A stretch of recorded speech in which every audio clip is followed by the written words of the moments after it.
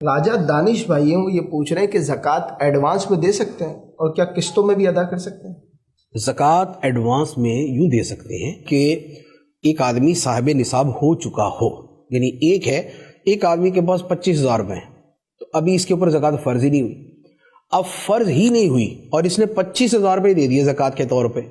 اب بعد میں اس کے پاس 10 لاکھ روپے آ گیا، پھر اس پہ سال گزرا، اب سال گزرنے پہ یہ کہ وہ جو 25,000 روپے دیے تھے اسے میں زکوٰۃ میں شمار کر لوں، تو یہ نہیں ہو سکتا، کیونکہ جس وقت اس نے زکوٰۃ دی اس وقت یہ صاحب نصاب نہیں تھا۔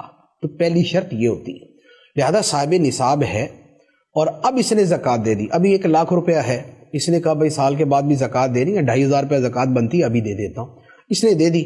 جب سال گزرا تو سال گزرنے پر بھی 1 لاکھ روپیہ موجود ہے یا 70,000 ہے لیکن وہ نصاب بنتا ہے، تو اب وہ جو پہلے دیے ہوئے اسے زکوٰۃ شمار کر سکتا ہے اور اس کی زکوٰۃ شمار ہو جائے گی۔ تو لہذا یوں ایڈوانس کے اندر درست ہے۔ دوسری بات یہ کہ قسطوں میں دے سکتے ہیں یا نہیں، تو قسطوں میں دینا یوں تو جائز ہے کہ فرض ہونے سے پہلے، یعنی ادائیگی فرض ہونے سے پہلے قسطوں میں دے دے۔ ایک آدمی پہ زکوٰۃ بنتی ہے 12,000 روپے اور وہ 12 مہینے بعد 12,000 زکوٰۃ بننی، ہر مہینے 1,000 روپے دیتا رہے، 12واں مہینہ جب آئے تو 12,000 زکوٰۃ بنتی تھی، پوری ہو گئی، یہ جائز ہے۔